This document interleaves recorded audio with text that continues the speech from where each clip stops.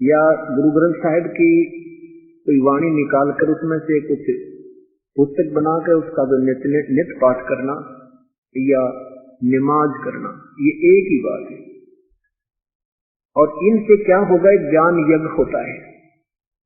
ज्ञान यज्ञ क्या होता है, जैसे शाम को बताया था कि जैसे खेत में बीज के फिर उसमें खाद और पानी की आवश्यकता पड़ती है, और खाद उसमें बीज बीजा नहीं है, खाद पानी डालते रहे तो वो किसान नहीं है।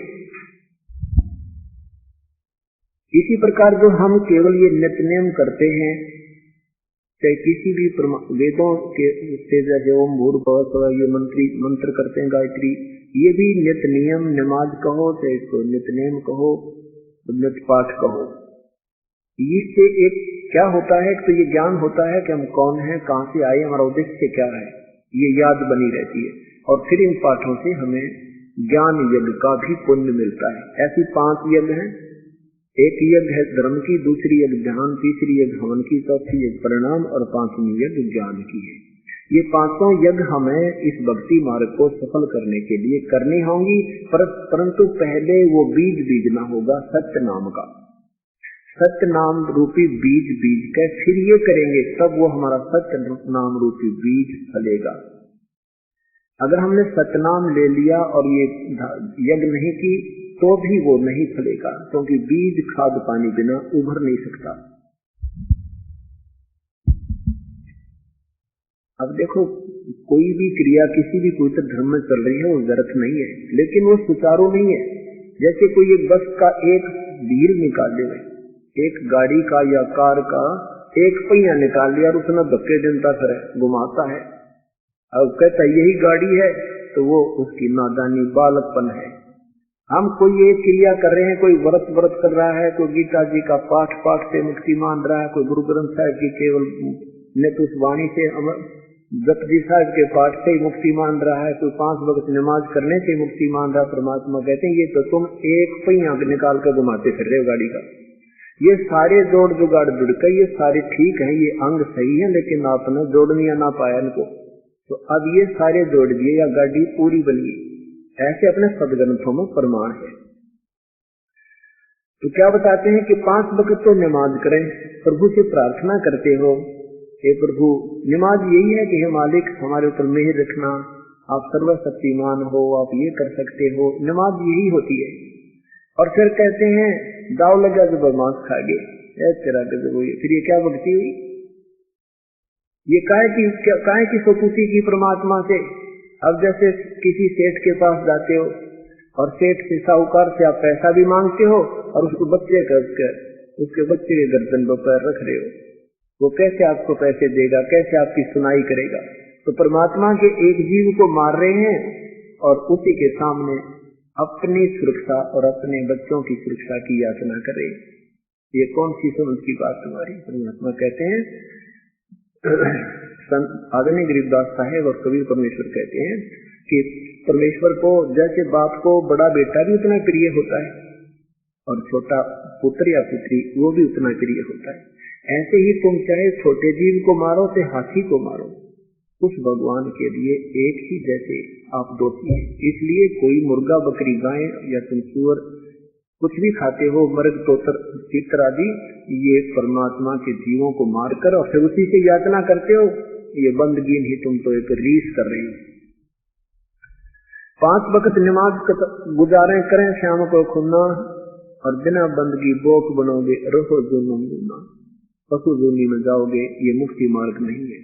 फिर कहते हैं वेद पुराण शास्त्र पढ़ते और कथा करें चितला के, गीता जी का ज्ञान सुनावे ये मीठी बात बना के, और महाभारत रामायण समझा के कथा कहें उस काल करतार की, तेरे हाथ में चाबी सतगुरु सतलोक द्वार की। के जैसे वेद और शास्त्रों के बड़े ज्ञाता प्रसिद्ध हो रहे थे, किस प्रकार हो जाते थे ये विद्वान, कैसे पाक गए, इनकी विद्वता का ढोल कैसे बज गया। उसने अपने पूर्वज जो थे वो अशिक्षित थे और परमात्मा को घना चाहने वाले थे, सीधी आत्माएं थी उनकी, बहुत विनम्र थे, भगवान से डरने वाले होते थे, और उस परमात्मा की विधि पाने के लिए, उनकी कथा कीर्तन सुनने के लिए ऋषि का नाम सुनकर, संत का नाम सुनकर उसके चारों तरफ मंडरा जाते थे, पहुंच जाते थे। और ये ऋषि जन संस्कृत ज्ञाता थे, संस्कृत में बोलते कुछ थे, उसका अनुवाद हमें कुछ करके सुनाते थे। ये कैसे ऋषि जी कहलागे, महर्षि कैसे कहलागे? एक समय की बात है, एक यात्री जा रहा था। एक शहर में पोस्टर लगे थे कि एक बहुत बड़ा विद्वान आया हुआ है, बहुत बड़ा गीता और वेदों के ऐसे ज्ञाता आज तक कोई हुआ ना हो सकता। बहुत ही विद्वान पुरुष है, बड़े अच्छे संस्कृत के ज्ञाता हैं, वेदों को तो कंठस्थ याद किया है। उस यात्री ने वो महिमा सुनी तो सोचा भी महापुरुष आए हैं और ज्यादा समय तो है नहीं, आध घंटा तो सत्संग सुनकर फिर आगे प्रस्थान करूंगा। सत्संग का समय हुआ, यात्री सत्संग स्थल पर पहुंच गया। उस महर्षि जी ने संस्कृत में अपना प्रवचन प्रारंभ किया। पहले संस्कृत बोलता रहा, आधा घंटे तक वो संस्कृत बोल रहा था, संस्कृत ही उच्चारण कर रहा था, मीठी मीठी आवाज लगा के, मीठे मीठे ढंग से, त्वमेव माता च पिता त्वमेव, त्वमेव बंधु च सखा त्वमेव, यानी 1 घंटे तो वो नुबांडा करते। यात्री ने सोचा भी महर्षि आध घंटे का समय है, ज्यादा मेरे पास समय है नहीं, और कहते हैं सत्संग तो थोड़ा ही अच्छा होता है, जितना मिल जाए वही कुछ श्रेयकर होता है। तो उसने सोचा अब चलते। तब तक वो वक्ता जो है संस्कृत ही बोल रहा था, जो यात्री नहीं समझ पा रहा था, श्रोता नहीं समझ पा रहा था ये कहे क्या रहा है, लेकिन उसकी मीठी आवाज से बहुत प्रभावित और उसकी प्रशंसा से लोग कह रहे थे ऐसा तो विद्वान नहीं सुना, ऐसी तो वेदों का ज्ञाता नहीं सुना। वो उठकर चल पड़ा, भी तो इतना समय है नहीं, बहुत सत्संग, इतना ही बहुत आज तो मुझे।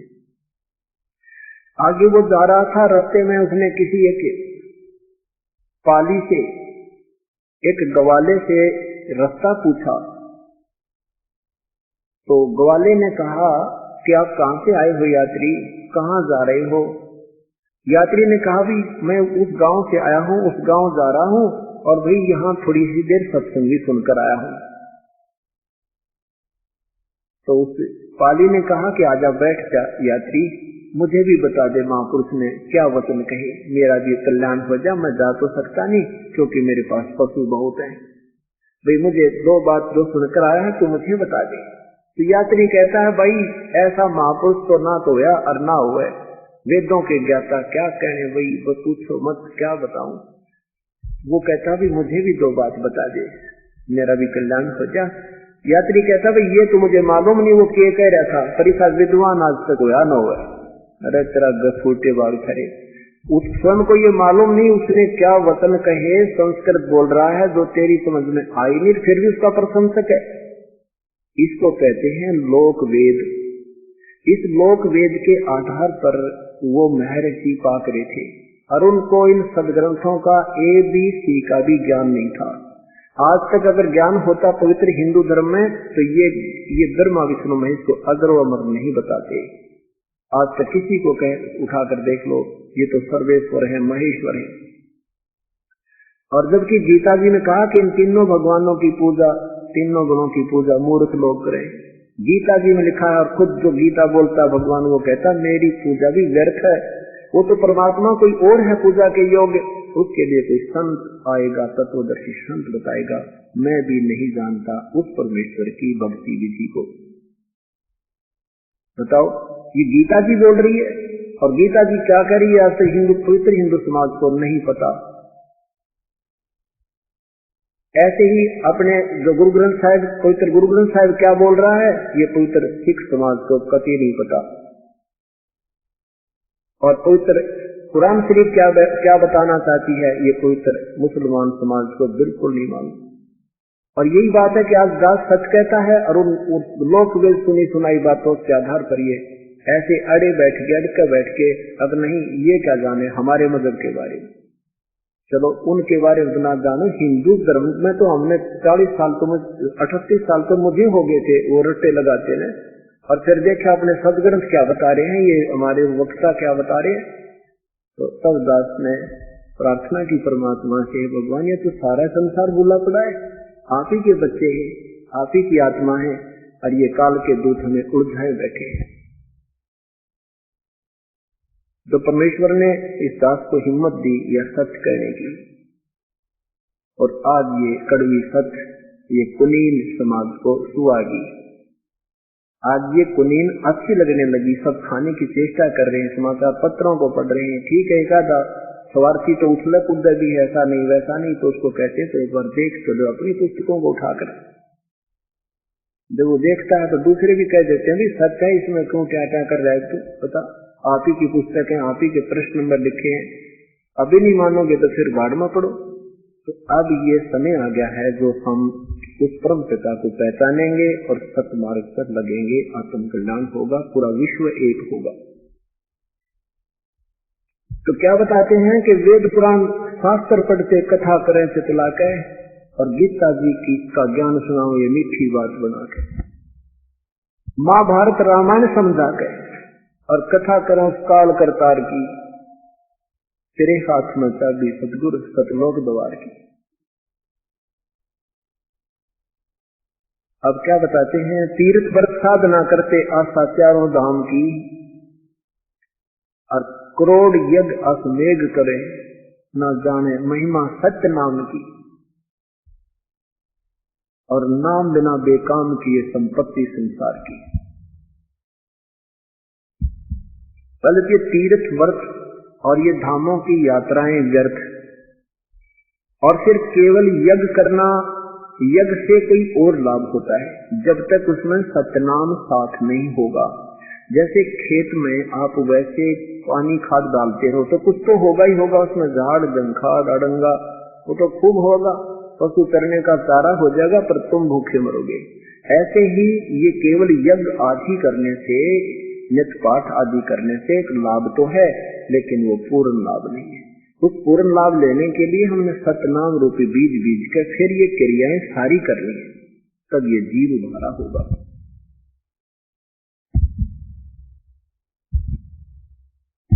एक राबिया नाम की मुसलमान धर्म में एक कन्या का जन्म हुआ, उसका नाम राबी था। उस राबिया की बचपन से प्रभु में विशेष आस्था थी, और जिस मजहब में हमारा जन्म होता है हम उसी परंपरागत साधनाओं के ऊपर इतने आरूढ़ हो जाते हैं, फिर किसी की नहीं सुनते। लेकिन वो परमात्मा स्वयं ही आकर के हमारा अंधेरा हटाता है। लड़की की आयु 12, 13, 14 साल की थी, 14 वर्ष की आयु की लड़की, और इतनी लगन से साधना कर रही है, नमाज कर रही है, खेतों में गई हुई थी अपना काम करके, और तुरंत अपना वो ऐसे नमाज कर रही है, प्रभु की साधना कर रही है। तो लड़की परमात्मा वहां पहुंच के कहा, बेटी क्या कर रहे हो तुम? कि हम अल्लाह को याद कर रहे हैं। महात्मा जी जिंदा महात्मा रूप बनाकर परमात्मा पहुंचे। परमेश्वर ने उस लड़की को समझाया, बेटी ये साधना परमात्मा पाने की नहीं है। अब क्योंकि अब विशेष ये कहानी है, जैसे पवित्र मुसलमान धर्म के अनुयायियों को एक ही पुस्तक है कुरान, पवित्र कुरान शरीफ, और उस पवित्र कुरान शरीफ में लिखा है सूरत फुरकानी 25 में, सूरत फुरकानी 25 के अंदर लिखा है कि वो परमात्मा कबीर है, सारी सृष्टि का रचनहार है। आयत नंबर 52 से 59 में विशेष ज्ञान दिया है कि कुरान शरीफ बोलने वाला प्रभु अल्लाह कह रहा है अपनी आत्मा, प्यारी आत्मा हजरत मोहम्मद जी को कि ए मोहम्मद, मैं तुझे जिस अल्लाह के विषय में ज्ञान कराऊंगा ये अन्य लोग नहीं मानेंगे कि वो परमात्मा है, तो उनकी बातों में मत आना। ये उसका नाम कबीर है, और ये वही है जिसने 6 दिन में सृष्टि की 7वें दिन तख्त पर जा बैठा। उस कबीर अल्लाह के विषय में तू किसी तत्वदर्शी संत से पूछ देख, मैं नहीं जानता उस परमात्मा के विषय में। और ये पवित्र कुरान शरीफ में जो दास बोल रहा है जो का तो लिखा, लेकिन उन्होंने उस कबीर का अर्थ गलत कर दिया। अब अनुवाद करता हूं, हिंदी मूल में तो ठीक है, वो फारसी भाषा में लिखी है, लेकिन अनुवाद हिंदी में किया उन्होंने, उसको थोड़ा सा उलट पुलट किया, बाकी ठीक कर दिया। उन्होंने कबीर का अर्थ बड़ा कर दिया, और जबकि उसका सीधा सा अर्थ लिखा है कि वो अल्लाह कबीर, वो इबादत ही कबीर, इबादत ही माने पूजा के योग, इबादत माने पूजा और इबादत माने पूजा के योग्य कबीर, वो पूजा करने योग्य कबीर परमात्मा है। और वो वही पर, ये वही मालिक है जिसने 6 दिन में सृष्टि की 7वें दिन तख्त पर जा बैठा और उसकी खबर किसी बाखबर से पूछ देखो। अब अनुवाद तो हिंदी का अभी हुआ है, ये पहले मूल संस्कृत ये फारसी भाषा में थी। तो उसने परमात्मा ने उस लड़की से कहा, बेटी आपके किसने आपको ये मार्गदर्शन किया है कि हमारे मुल्ला ने, काजी ने हमें बताया है। परमेश्वर ने कहा, बेटा उस मुल्ला से इस कुरान, पवित्र कुरान शरीफ की आयत सूरह फुरकानी 25 में लिखा है, ये वर्णन है, उससे पूछ के आना। ये अल्लाह कबीर को आप जानते हो या आपने ये बाखबर व्यक्ति जो अल्लाह, हमारा अल्लाह भी कह रहा है कि मैं नहीं जानता, क्या काजी आपको पता लगा उस संत को, आपको मिला वो संत? अगर वो कहे कि मुझे तो नहीं मिला, तो बेटी वो संत मैं हूं, मेरे से उपदेश लेना तो तेरी तरह उद्धार होगा। अब लड़की गई अपने घर में, भी अपने माता पिता से जिक्र किया कि एक साधु मिला था, जिंदा महात्मा के रूप में। मुसलमानों में जिंदा महात्मा होते हैं, काला सा कपड़ा पहनते हैं, ओवरकोट घुटना तक का काला ही टोप पहनते हैं, लंबे चोटे का। तो उन माता पिता ने कहा, बेटी हमें तो ऐसा कभी सुना भी नहीं कि कुरान शरीफ में ऐसा लिखा है या कुछ, क्योंकि हमने कहा इतनी फुर्सत, एक मेहनत मजदूरी करने वाले व्यक्ति, इसलिए गुरु जी जो बता दें उससे का रट्टा लगा लेते थे। तो उनके माता पिता और साथ में लड़की गई, उस मुल्ला से पूछा, मुल्ला ने कुरान शरीफ खोला, उसमें ज्यों का क्यों लिखा था। तो लड़की ने पूछा, क्या मुल्ला जी आपको जो हमारे हजरत मोहम्मद जी के भगवान को भी नहीं पता, क्या आपको पता है उस मार्ग का? अब वो मुल्ला कहने लगा, बेटी ये किसने तेरे को बताई ये बात?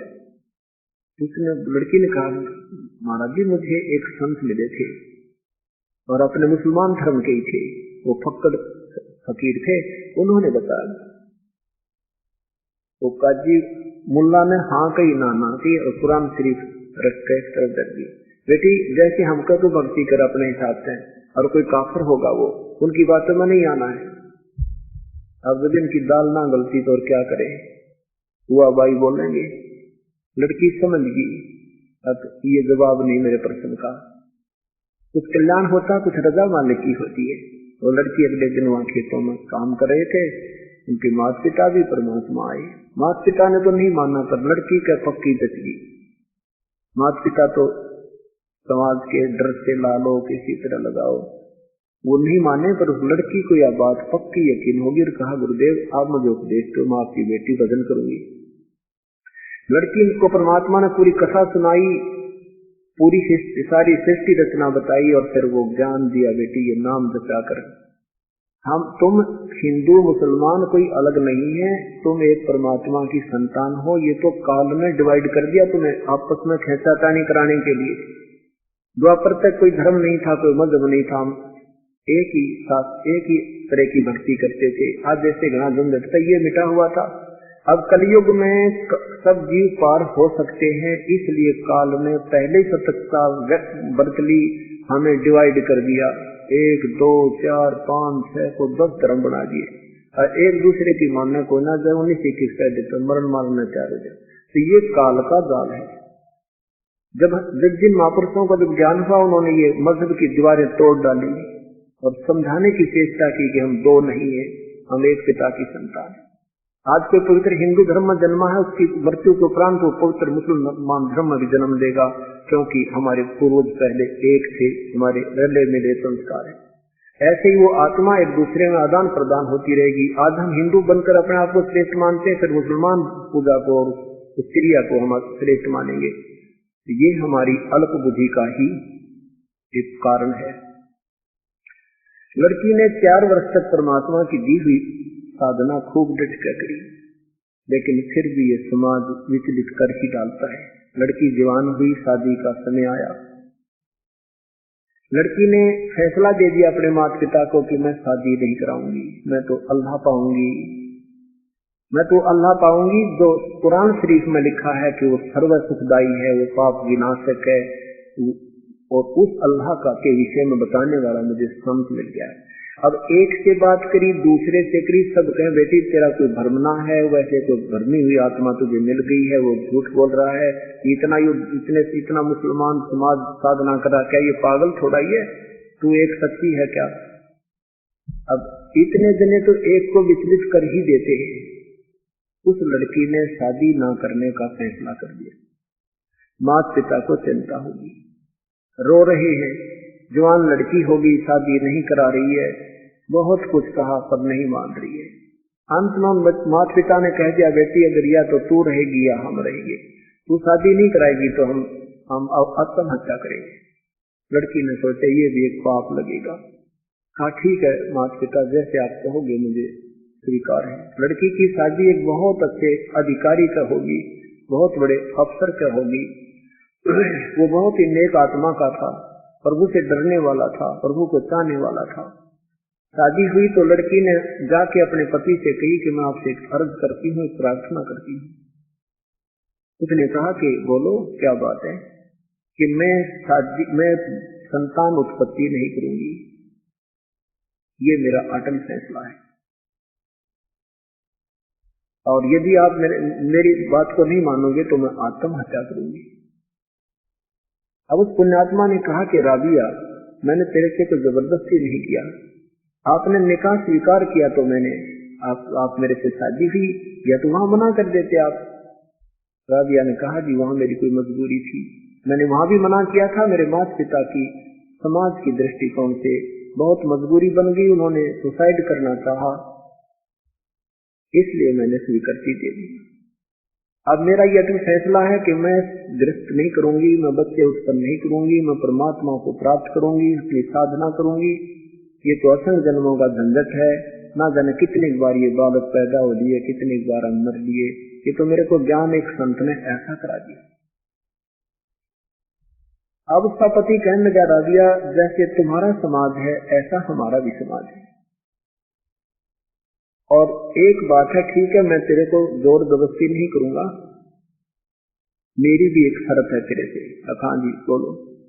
ठीक है समाज की दृष्टि में तू मेरी पत्नी होगी और मेरा और तेरा व्यवहार बहन भाई का रहेगा, लेकिन तुझे घर से बाहर नहीं जाने दूंगा, तेरा अलग मकान बना दूंगा और वहां कह तेरे 2 नौकरानी छोड़ दूंगा, तू भक्ति कर ले, मैं कति मना नहीं करूंगा, अपनी और शादी करवा लूंगा। राबिया ने शुक्र मनाया परमेश्वर का, हे भगवान आपने सद्बुद्धि दी इसको, ठीक है मुझे मंजूर है। राबिया ने कहा, राबिया के लिए अलग एक मकान दे दिया, वहां 1-2 सेविका छोड़ दी और स्वयं उस पुण्यात्मा ने अपनी शादी और कराई। जब वो लड़की अधेड़ उम्र की होगी तब उसने अपने पति से कहा कि सब हज करने जा रहे हैं, आपकी आज्ञा हो तो मैं भी हज कर आऊं। उसने देखा कि ये बेचारी कभी घर से बाहर खड़ी भी नहीं देखी, अल्लाह की याद में डूबी रहती है, अपनी क्रियाएं करती रहती है, कभी नमाज करती है, लेकिन वो नादान करने लगी वही परंपरागत साधनाएं जो और अपने समाज में प्रचलित थी, परमात्मा वाली साधना 4 वर्ष करके छोड़ दी, या सच साधना। अब उसने मक्का में हज करने के लिए प्रार्थना की तो उसके पति ने कहा कि बेशक जा सकते हो। उन्होंने देखा कि तो बहुत ही बिल्कुल जब से मेरे यहाँ आई है, ये तो ऐसा कोई मुझे संत भी नजर नहीं आता जो इसकी साधना है, ऐसे प्यार से रहती है, ऐसे सादे ढंग से रही है। तो उसने कहा आप जा सकते हो और कहो तो आपके लिए मैं ऊंट गाड़ी या ऊंट शादी का प्रबंध कर देता हूँ। लड़की ने कहा नहीं मैं पैदल जाऊंगी। तो ठीक है प्रस्थान कर दिया। लड़की जा रही थी, रास्ते में एक कुआं था, उस कुएं पर ना कोई रस्सी थी ना बाल्टी थी। एक कुतिया बहुत प्यासी थी, वो कभी राबिया के पैरों में आकर ऐसे मुख टेक रही थी और फिर कुएं की तरफ झांक रही थी, फिर आ रही थी, वो डूम हिला रही थी। साथ में उसके छोटे छोटे बच्चे भी वहीं पर थे। राबिया ने समझ ली कि ये प्यासी है, कुएं पर जाकर देखा ना कोई रास्ता है ना कोई बाल्टी है। आसपास नजर दौड़ाई तो बहुत दूरी तक कुछ भी नजर नहीं आ रहा, ना कोई झोंपड़ी है ना कोई मकान ना कोई कोई ढाणी है ना ही कोई गांव है। अब लड़की, क्योंकि साधु आत्मा में दया बहुत होती है, लड़की ने क्या देखा, आओ देखा ना ताओ देखा, और क्या देखा कि ये कुतिया मरेगी, इसके छोटे छोटे बच्चे मरेंगे प्यास के कारण। उस लड़की ने अपने बाल पाड़े सारे पकड़ पकड़ कर एक खसा खस पाड़ दिए और लहू लुहान होगी। अपने कपड़े, पहले मोटे मोटे कपड़े खादी के हुआ करते थे, वो निकाल कर कपड़ा बांध कर वरसी बांटी एक लंबी बालों की, पहले बहुत गहरा पानी होता था, और वो अपने कपड़े बांध कर और नीचे डबोए पानी में भिगोकर पानी में बाहर निकाले तो एक मटके का तो आधा हिस्सा टूटा हुआ रखा था साथ में, उसमें वो कपड़े निचोड़ रही है और नीचे कुएं से निकाल रही है, उसमें निचोड़ रही है और वो कुतिया पी रही है पानी, दड़ी पक्का पानी पीगी। अब लड़की ने अपने वो बाल जैसे रक्त आया था वो साफ किया, फिर वो कपड़े धोकर निचोड़ कर और पहन लिए मुंह के लिए, और सोचा फिर प्रस्थान करती हूँ। इतने में क्या देखती है कि वो मक्का न्यू का न्यू विमान की तरह उठ कर और कुएं के साथ में आकर खड़ा हो गया, जैसे प्लेटफार्म पर रेलगाड़ी लगा करे। और वो मक्के में प्रवेश कर गई कि मक्का जाना था, मक्का यहाँ खड़ा। मक्के में प्रवेश करते ही वो मक्का उठ गया, उठकर मक्का वापस यथास्थान पर आ गया। अब पूरे मुसलमान उस क्षेत्र में ये हो गया, भाई भक्ति हो तो राबिया जैसी, भाई साधना हो तो राबिया जैसी, भाई भक्ति हो तो राबिया जैसी, एक नंबर में प्रसिद्ध होगी। उस लड़की की मृत्यु होगी। कुछ दिनों समय आने पर वो शरीर छोड़गी। दूसरा जन्म उसका एक बनसुरी नाम की लड़की का हुआ और मुसलमान धर्म में ही उसने बहुत अच्छे परमात्मा की महिमा गाई, अच्छी गायिका बन गई, जैसे अच्छे धार्मिक गायिका होती है, एक नंबर की सुरीली आवाज, बड़ी सुप्रसिद्ध होगी। और लड़की को ये पता था कि हमारे समाज में ये कहावत है कि यदि मक्का में शरीर छूट जावे, मक्का में प्राण छूट जावे तो सीधा स्वर्ग जाता है, भेज जाता है। तो लड़की ने सोचा उम्र 65 साल की होगी, उस माई बहन ने सोचा कि 65 साल की उम्र होगी और हज करने जा रही हूँ, क्यों ना अपनी गर्दन उस मक्के में काट दूं, प्राण छूट जाए। इस तरह कहा फिर वहां बीच पहुंच जाएंगे। तो लड़की ने ये पूरा तैयारी करके अपनी गई और निकाल कर उस मक्के में गर्दन काट दी। सब कहीं होगा भाई राबिया तो बंसुरी तो पार होगी, बंसुरी तो पार होगी, क्योंकि सुप्रसिद्ध पहले हो ही रही थी, वो गाने बढ़िया गा के। उसी आत्मा का तीसरा जन्म एक वैश्या का बन गया। अब वैश्या के जन्म को भोग कर वो फिर चौथा जन्म उस लड़की का एक शेख तकी नाम के मुसलमान पीर के घर में जन्म हुआ और 12 व 13 वर्ष की आयु पूरी होने के उपरांत उस लड़की की मृत्यु हो गई। उस लड़की के शव को कब्र में दफना दिया गया। अब इस कथा को यही छोड़ता है दास। आपको ये बताना चाहते हैं, इस परमात्मा ने ये कथा इसलिए हमें बताई है कि हम इसका निष्कर्ष निकालें। जो 4 वर्ष उस लड़की ने वह सच साधना की थी, उस सच्चे नाम की, सत्य नाम की, उस सच्चे नाम की, उस वास्तविक और पूर्ण सम से ली हुई साधना का क्रेडिट उस लड़की को मिला कि 3.5 जन्म हो गए मनुष्य के। एक मनुष्य के जीवन की कीमत आप एस्टीमेट नहीं लगा सकते, इतनी है। क्या बताते हैं आदरणीय कबीर परमेश्वर, कहते हैं, कहता हूँ कई जाते हूँ, कहूँ बजा के ढोले, समास जो खाली जात है ये 3 लोक का मोल। और परमेश्वर से परिचित होने के उपरांत आदरणीय गरीबदास साहिब जी क्या कहते हैं, सतनाम पालड़ रंग होरी हो, 14 लोक चढ़ावे राम रंग होरी हो, 3 लोक पासंग धरे रंग होरी हो, तो ना तुले तुलाया राम रंग होरी हो। एक श्वास और वो श्वास से सिमरन करना है सतनाम का। ये 2 मंत्र का जाप है। सतनाम जाप नहीं होता, ये 2 मंत्र से जाप बनता है, ओम और तत्।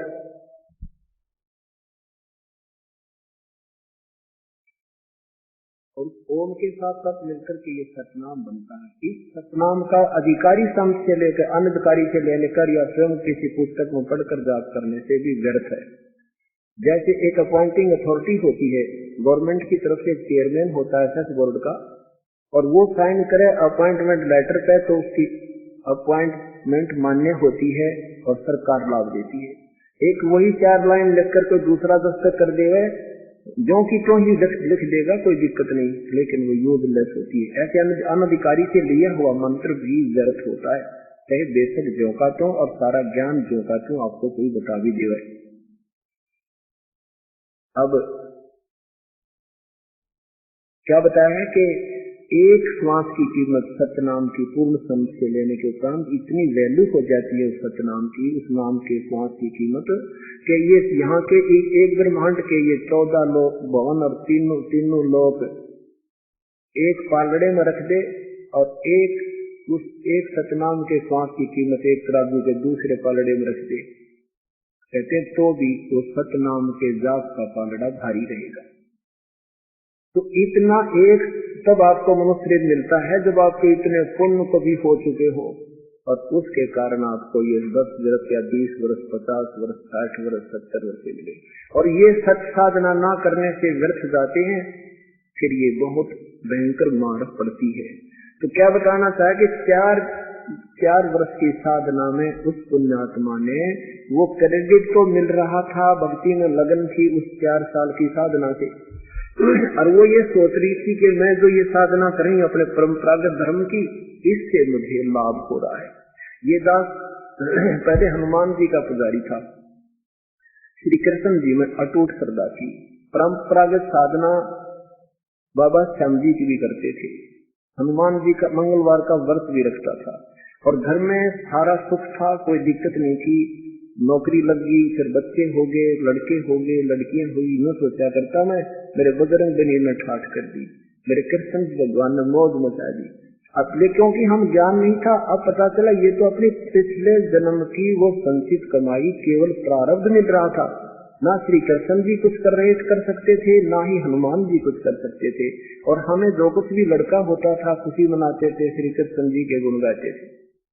तो ऐसे ही पुण्यात्माओं, आपको जब तक ये सच साधना पूर्ण समझ से नहीं मिलती, आज से कोई राष्ट्रपति है, से कोई प्रधानमंत्री है, से कोई मुख्यमंत्री है, से गरीब है, से अमीर है, तो किसी को कितना सुख है, उसको पिछले जन्म की मलाई है।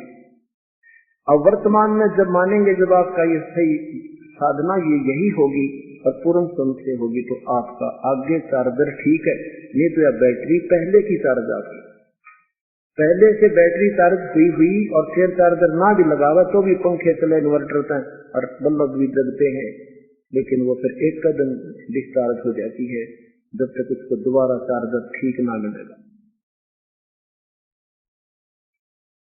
अब देखो वो उसने सोचा था कि भाई मक्का भी जिस पुण्यात्मा के लिए मक्का जैसा पवित्र फसल उठकर जा रहा है, साधक उस धर्म में कौन होगा, और ये महिमा हो जाना स्वाभाविक है। और उस पुण्यात्मा का दूसरा जन्म हुआ, उसने उसके अपनी गर्दन भी काट कर रख दी, वहीं पर जहां से दिस जाते जो उनका मानना है, लेकिन ये परमात्मा का नियम नहीं है, ये दंत कथा लोक वेद है। जैसे हिंदू धर्म में कहा करते, इन नादान ब्राह्मणों ने क्या पाखंड फैला दिया था कि जो बनारस में शरीर छोड़ देगा वो सीधा स्वर्ग जाता है। फिर वो लोग ज्यादा इकट्ठे होने लगे, बुजुर्ग अपने बुजुर्गों को सब वहां छोड़ाए गुरुजियों के पास, उनको खर्चा दे, और पैसे के लालची तो थे ही वो गुरुजन, तो वहां छोड़ने लगे। भाई माता पिता वृद्ध हो गए हैं और काशी में शरीर छोड़ जाएंगे तो सीधे स्वर्ग जाएंगे, उनको उन्हीं के पास छोड़ने लगे। उनके घरों में उन्हें बाढ़ आश्रम बना दिए, और उन 2 रुपये का महीने का खर्चा था, 20 रुपये मांगने लगे, तो वो भी जाने लगे हमारे माता पिता का कल्याण हो जाए। फिर देखी वहां भीड़ घनी होगी, तो उन पाखंडियों ने क्या किया, एक आरा लगा दिया नाड़ काटन का, और गंगा के किनारे करौत लगा दिया, और कहा भी जो शीघ्र जाना चाहता है ना स्वर्ग में, तो 50 रुपये एक्स्ट्रा लगेंगे। भगवान की तरफ से संकेत आया है, और उसकी गंगा के किनारे ला दिया। कि भी उससे वो जो अपना आरे से गर्दन कटवा दे सीधा स्वर्ग जाता है। इन प्यारी आत्माओं ने परमात्मा पाने के लिए वो भी स्वीकार कर लिया, उनका सही मानस का टनगा अच्छा लगा दिया। अब ये जब तक चलेगा जब तक हम स्वयं परिचित नहीं होंगे। तो ऐसे उस लड़की ने वहां बंसुरी राबिया वाली आत्मा ने मक्का में गर्दन काट दी कि मैं बेस्ट चली जाऊं। बेस्ट नहीं गई, वो वैसा बनी। उस गंदे जीवन को भोग करते हुए कन्या का जन्म फिर हुआ। शेख तकी सिकंदर लोधी का धार्मिक गुरु था और पूरे हिंदुस्तान का वो मुखिया, धर्म का मुखिया था। उसके कन्या का जन्म हुआ। 12 वर्ष की होकर वो कन्या मृत्यु को प्राप्त हुई और उसको कब्र में दफना दिया गया। एक समय की बात है, कबीर परमात्मा आए हुए थे और वो अपनी प्यारी आत्माओं को, क्योंकि हिंदू मुसलमान जो भी धर्म बने हैं ये तो हमने बना ली है, बाउंड्री भगवान की नहीं है। उस परमात्मा ने हमें समझाना चाहा, लेकिन ये धार्मिक ठेकेदार हमारे को एक नहीं होने देते। ये उल्टी सुल्टी कहकर लड़ा मारते हैं और हम पहले हमारे पूर्वज बोले बाले थे, गुरुओं की बातों में आकर ना जाने कितना अंदर कर डालते थे। तो परमात्मा कबीर परमेश्वर जब आए थे, जैसा कल आपने सत्संग में सुना था, उनका कैसे अवतरण हुआ।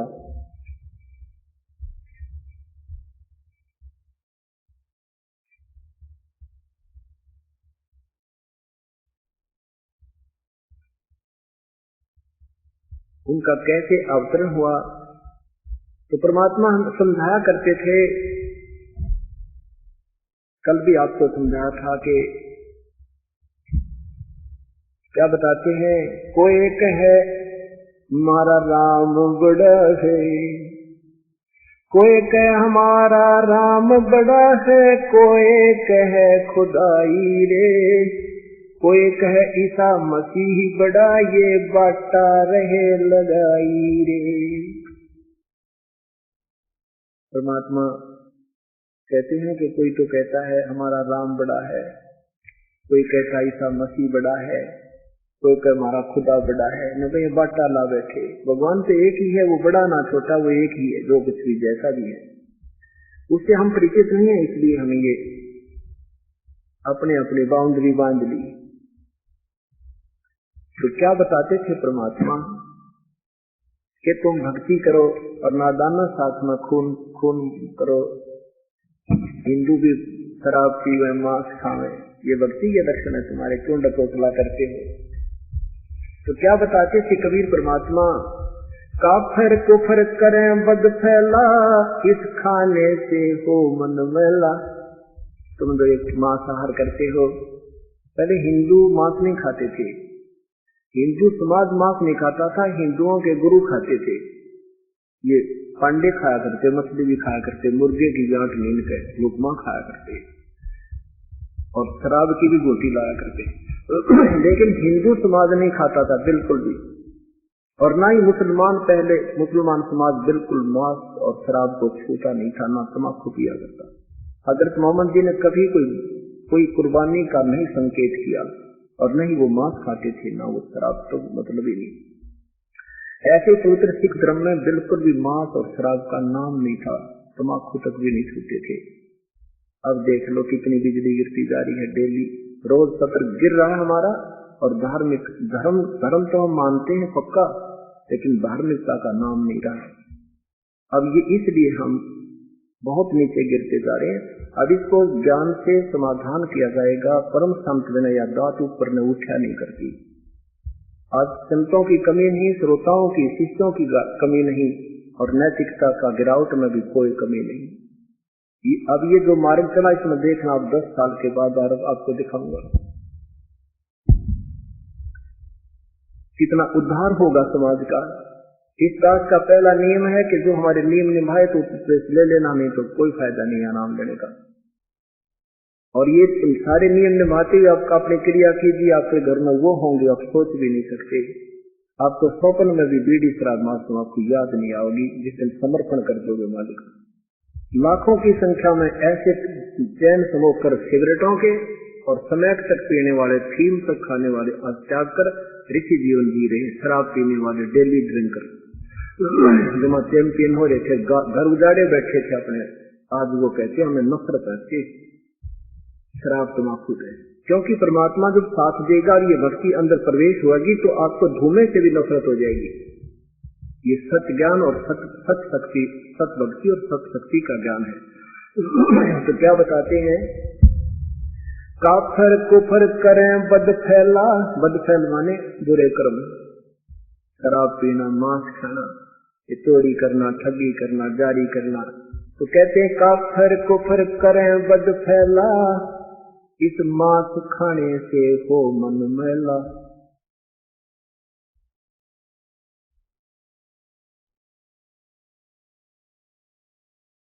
आपके सोरे का सुन ले भाई, गल काटे सो कुफर कसाई। जो वो भक्त नहीं है जो किसी जीव को काटता है, उसका गल काटता है किसी बहाना लेकर कि मैं इसको स्वर्ग भेज दूंगा। ये क्या ड्रामा रच रहे हैं मुल्ला और काजी। कहते हैं ये बकरा तो हम, बकरे की आत्मा को तो हम स्वर्ग भेज देते हैं भीख में, और हम तो केवल वो प्रसाद बन जाता है ना, कलमा पढ़ने से वो मांस तो फिर प्रसाद बन गए। तो बहुत जरूरी है खाना, जो ना खाता उसको भी खिलाने लगे कि प्रसाद है खाओ।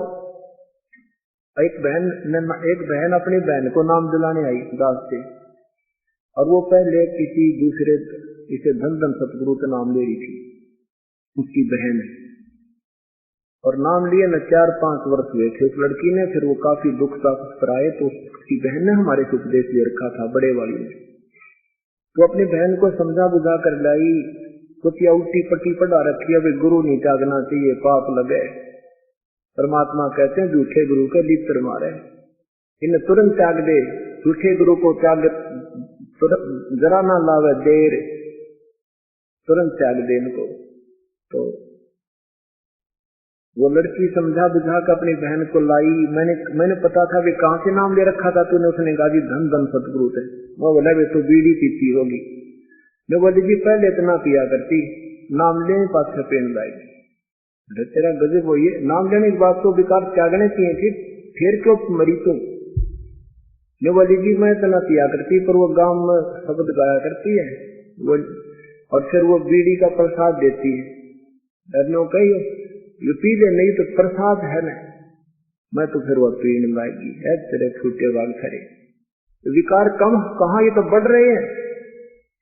तो यहां परमात्मा कहते हैं अक्सरे का सुन ले भाई, गल काटे सो कुफर कसाई। तो क्या कहते हैं कि हम इस बकरे, एक मुल्ला जो है मस्जिद में चढ़ जाता है, ऊपर आवाज लगाता है ऊंची शोर पे, और उधर से बकरे का गल काट रहे हैं, धीरे धीरे काटते हैं ना, उनका लाल करते हैं। और हिंदू कहते हैं हमको झटका मार देते हैं ना, एक ही बार में खत्म कर देते हैं, हम तरसाते नहीं मुसलमानों की तरह। अरे नादानो, आपके बेटे ने कुछ सहज काट देते, एक बार काट दे, कितना दर्द होगा आपको। जैसा दर्द आपने हो ऐसा जान दराने। तो भाई ये बिजली इन गुरुओं ने गिर रखी, ये गुरु नहीं है। गुरु तो वो थे जिन्होंने सदग्रंथ लिखे, कहीं से जिक्र भी किया हो तो तुम मांस खा लो। ये तो अपनी जीभ के ठिठोरा ने हमें भ्रमित कर दिया। तो क्या कहते हैं, तो एक मुल्ला तो वहां पकड़ के उसको काट रहा है, कुर्बानी कर रहा है, उसकी कुर्बानी दे रहे हैं। कहते कुर्बानी बकरे की, और कुर्बानी तो उसने शेख फरीद ने दी थी, अपनी कुर्बानी कुएं में लटक गया उल्टा। कुर्बानी दी थी मंसूर ने, अपना शीश भी कटा लिया और भगवान के रास्ते से उल्टा नहीं हटा। अपनी कुर्बानी देनी होती है, ये डांगरा की कुर्बानी देकर मुक्ति पाना चाहे। परमात्मा कबीर साहब ने समझाया करते रहना दानो, कुछ तो बुझी काम ले लो। ये तो बेवकूफ है, तो मानने को नहीं तुम्हारे ये नकली गुरु थे। तुम तो सोचो, पर गुरु जी के हम पक्के पिट्ठू थे, वो नकली गुरुओं के, इसलिए नहीं मानने उस परमेश्वर की बातों को। क्या कहते हैं, परमात्मा ने कहा उस काजी और मुल्लाओं को, एक मुल्ला मस्जिद में कूक एक पुकार है बोका, इनमें कौन स्वर्ग में जागा, हमने लगा है धोखा। ना तो रुक के मारा जो मस्जिद पर खड़ा होकर के आवाज लगा रहा है इसकी भी कोई मुक्ति नहीं, और बकरे की तो होगी का मुक्ति, नादान सरियाम कट्टन लग रहा। तो परमात्मा कहते थे यदि तुम्हारी ये क्रिया ठीक है काजी, और तुम इसको सच मानते हो कि ये बकरा स्वर्ग जाएगा, इस पर कलमा पढ़ दिया, तो तुम अपने बेटे को पढ़ कर दिखा दो, हम मान जाएंगे। अरे नादान, एक कोई चंडीगढ़ में या फरीदाबाद में प्लाट कटते हो तो बकरा नंबर कोई ना दे। हाँ, अपना नंबर पहले अपने बेटिया का, पोतिया का, पोतिया का, पांच नंबर आओ, कुत्ता का नाम तक तो घनी हो जाती संपत्ति। तो परमात्मा कहते हैं कि नादानो, अगर तुम्हारी ये क्रिया सही और स्वर्ग जैसा स्थान तुम कहते हो कि पृथ्वी पर कोना, और उसमें जाने के लिए बकरे को भेज रहे हो, तुम पेंडिंग रह रहे हो। कहते हैं जय रूत है बीस पठाई तो कर तकदीर कबीला भाई, मैं मान जाऊंगा तो अपने परिवार न कर दे इस तरह, एक बार विस्मरण करके दिखा दे। इन बातों को इस सत्य ज्ञान से वो गुरु जी पिंगर गए, वो हो गए दुश्मन परमात्मा के, क्योंकि वो सच कहे थे। बोली आत्माओं, उनको था पता था कि कहीं ये समाज ना जाग जाए, तुम्हारी रोजी रोटी बंद हो जाए या तुम्हारी चौधर चली जाए। ये अभी तक यूं बात बिगड़ी रही। तो क्या बताते हैं, हक सरे का सुन ले भाई, ये उस परमात्मा का मैं वास्तविक ज्ञान बताता हूँ कि गल काटे सो कुफर कसाई। वो तो कसाई है, संत नहीं, वो भक्त नहीं, जो गल काट रहा है, जो किसी बहाना करके काट रहा है, हत्या करता है, हिंसा करता है। हक सरे मैं हक सर होई, अपना लेखा दे सब कोई। गोसत खावे करे कुफराना, गोसत खाही करे कुफराना, जिंदर गाह का मैल ना जाना। ऐसी गलती वो नादान कर सकता है जिसको परमात्मा का संविधान का पता नहीं, जिसको संविधान का पता है कि तुमने उस दरगाह का मैल ना देखा, धर्मराज के तिल तिल का लेखा। आज तो बकरे को काट रहा है मुल्ला, कल अगली बार बकरा तो काजी बनेगा, मनुष्य बनेगा, और ये तुझे काटेगा, तू बकरा होगा। ये तुम्हारा टिट फॉर टेट कभी समाप्त नहीं होगा। नादान क्यों नई बीमारी लावे।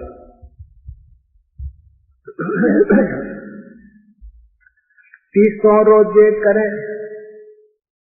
तीसों रोजे नहीं सकूना, सांझ पड़ी जब करते खुना।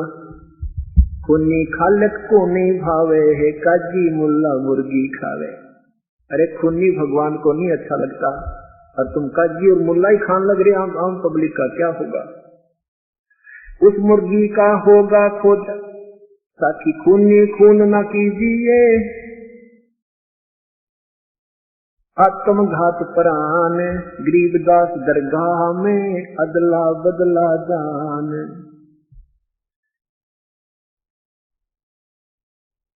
उस मुर्गी का होगा खोजा, गाहे रसातल की सो रोजा। मगरी मुर्गी बकरी हुजरे आई, वहाँ क्या जवाब करोगे भाई। यहाँ तो तुम अपनी अपनी अटकल लगाए बैठे हो, ऐसे करने से ऐसे हो जाता है। जब वहाँ हिसाब होगा ना भगवान के दरबार में, वहाँ के जवाब दोगे नादान, तुम्हारा कोई जवाब नहीं। वहाँ तुम्हारे संविधान नहीं चलेंगे, वो प्रभु का विधान मैं बता रहा हूँ, ऐसे करना पड़ेगा।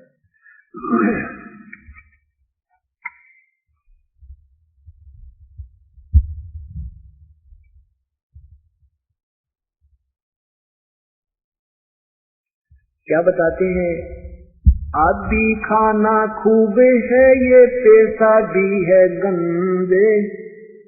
गरीब दास खूनी सठ, ये समझते नहीं अंध। क्या बताते हैं, आदि खाना खूब है, ये जो खेतों में फल सब्जियां आदि होती हैं, ये आदि खाना है। और पैसा भी है गंध, जो जीव को खाते हुए पैसा भी है, यानी ये बिंद से बनता है, ये गलत है। और खुन्नी का समझ में बात ही नहीं, उसको तो जाड़ का स्वाद हो गया। तो क्या होगा फिर।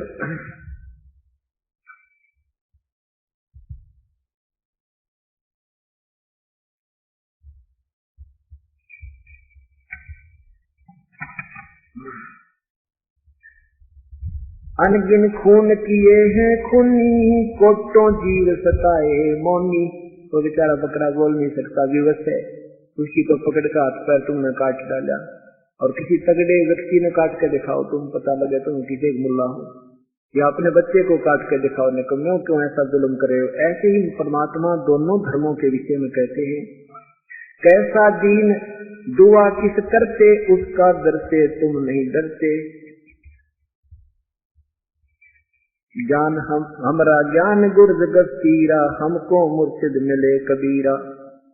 मीर खीर का करो बयाना, भर में दोनों दीन दीवाना। दो दीन की दया को ले गए हैं तोरे, गरीबदास हर भक्ति दिन साते भये कठोर। के दोनों धर्मों की, हिंदू मुसलमानों की धर्मों की दया को, अकल को तोड़ ले गए। और ये आप अपनी मनमर्जी से जो है ना ऐसा पाप कर रहे हैं, ऐसी साधना कर रहे हैं, इन भोली आत्माओं का जीवन व्यर्थ करवा दिया। अब इन बातों को सुनकर मुसलमान लोगों के वो गुरु लोग चिंगर गए और जन जन से कहने लगे, ये काफिर है कबीर, ये हमारे धर्म की तौहीन करता है, ये हमारी बेइज्जती करता है। एक दिन सिकंदर लोधी दिल्ली के बादशाह बनारस पहुंच गए, क्योंकि वो सारे हिंदुस्तान के राजा थे और बनारस के नवाब जो थे वीर देव सिंह बघेल थे, वो हिंदू राजा थे। उधर से हिंदुओं के विषय में कहा करते परमात्मा के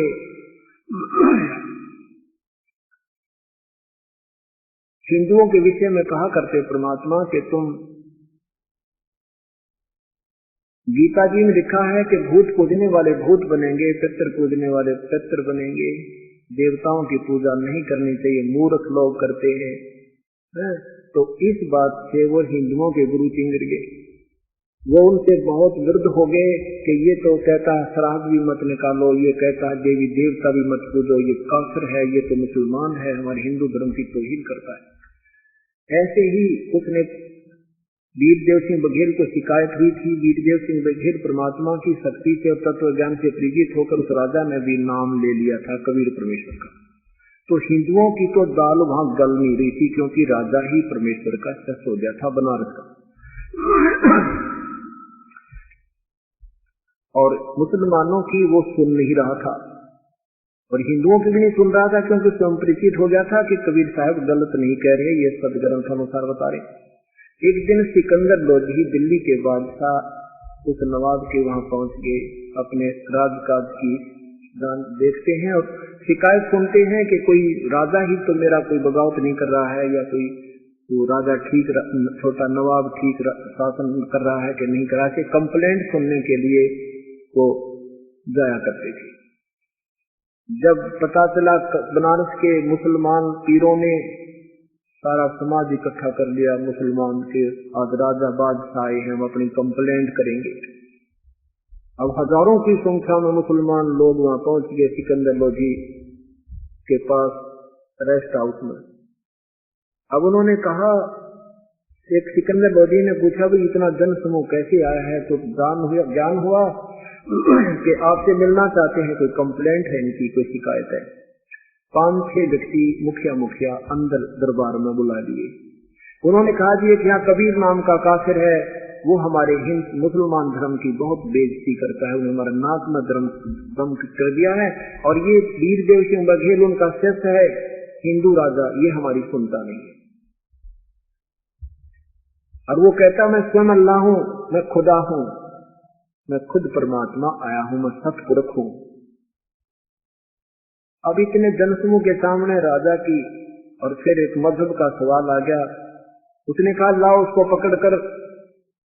एक व्यक्ति को पकड़ने के लिए 10 सिपाही गए और उधर से फिर शेख तकी जो सिकंदर लोधी का धार्मिक गुरु पूरे हिंदुस्तान के मुसलमानों का मुखिया था, अब उसकी लाल आंखें होगी, कौन है वो काफिर ऐसा, कौन ऐसे हमारे मजहब के विषय में कहता है।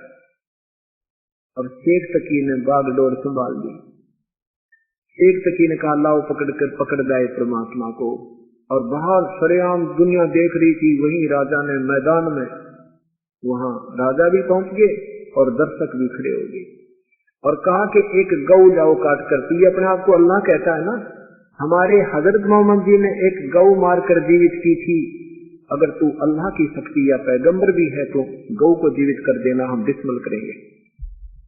तो तुझे हम अल्लाह मानेंगे। क्योंकि पहले भगवान से डरने वाले राजा भी होते थे, सभी डरते थे कहीं कोई संत ना हो, नाजायज ना इसको सजा दे दी जाए, तो पहले परीक्षा लेते। तो उसने क्या किया, एक गाभण गऊ ले आए, गाभण बीच पेट में गर्भ था उस गाय के, और सिकंदर लोधी ने कहा कि इसको काट दो। उसको तलवार से 4 टुकड़े कर दिए माँ बेटा के, ऐसे काटी तो 4 टुकड़े हो गए, बच्चे के भी माँ के भी, गौ के। और सिकंदर लोधी ने कहा कि यदि तू अल्लाह है कबीर, इस गाय को जीवित कर दे, तब हम तुम्हें ईश्वरीय शक्ति युक्त मानेंगे, नहीं तेरी गर्दन कलम कर दूंगा अपने हाथ से। परमात्मा अब बोलता क्यों नहीं अपने आप, तू अल्लाह कहता है। परमेश्वर खड़े हुए और कहा कि हम ही अलग अल्लाह हैं, कुतुब गौस और पीर, कहें गरीबदास खालिक, गरीबदास खालिक, हमारा नाम कबीर, हम खालिक धनी, हमारा नाम कबीर, हम ही अलग अल्लाह हैं। जिसको तुम अलग अल्लाह बोलते हो ना, वो मैं ही हूँ। जिसको अलग तुम निराकार कहते हो, मैं वो साकार हूँ। तुम मुझे अल्लाह निराकार मानते हो, वो अलग अल्लाह मैं ही हूँ। और कुतुब और गोस और पीर जो सर्वगुण युक्त मैं ही हूँ, ये नकली गुरु है तुम्हारे। और गरीबदास खालिक धनी, खालिक माने पूरी सृष्टि का मालिक मैं हूँ, धनी माने मालिक हूँ, और मेरा नाम कबीर। जो तुम्हारी कुरान शरीफ में कबीर नाम है वो मेरा ही है। अब सिकंदर लोग दिन सोचा भी तो बिल्कुल सिरफिरा आदमी है, मेरे सामने ऐसे बोल रहा है। तो कहा कि इस गाय का जीवित कर देंगे, तेरे टुकड़े कर दूंगा। परमात्मा बोले कि केवल यही पहचान संत की नहीं होती, गाय को जीवित कर देने मात्र से। परमात्मा खड़े हुए, एक छत की गाय का लाई, एक उस बच्चे का, दोनों माँ बेटा जीवित कर दिए और दूध की देग ठोक दी उनके सामने। बोलो सतगुरुदेव की जय। और क्या कहा, ये गाय अपनी अम्मा है, इस पर, ये गाय तुम्हारी अम्मा है, इस पर छुरी मत बा। गरीबदास जी दूध ने ये सब ही अपन खा। 1.5 घंटे प्रवचन किए परमात्मा ने और कहा कि नादान, तुम इस गाय को एक बार मार के इसका मांस खा जाते हो, इसका दूध पियो, और तुम्हें 10 वर्ष तक दूध पिलावे, दही खाओ, मक्खन खाओ। ये गंद खाने का शौक तुमने कहां से पड़ गया, कौन सी किताब में लिखा तुम्हारी। तो अब कौन बोल रहा है उसके सामने, सबकी पिंडी काफे। और परमात्मा ने अपना तेजो में शरीर दिखाया और इतना विस्तारित शरीर आसमान से अड़ा और जैसे ऊपर छू रहा हो, और उसमें से ऐसे किरण निकल रही है। सिकंदर लोधी मुकुट समेत चरणों में गिर गया और कहा, मुझे बख्श दो अल्लाह की जात, मेरे से गलती होगी, माफ करो मुझे। परमात्मा को पालकिया में बैठा के उनकी झोंपड़ी तक भिजवाया। सिकंदर लोधी ने अपना पीछा छुटवाया। कुछ दिनों के उपरांत क्या होता है,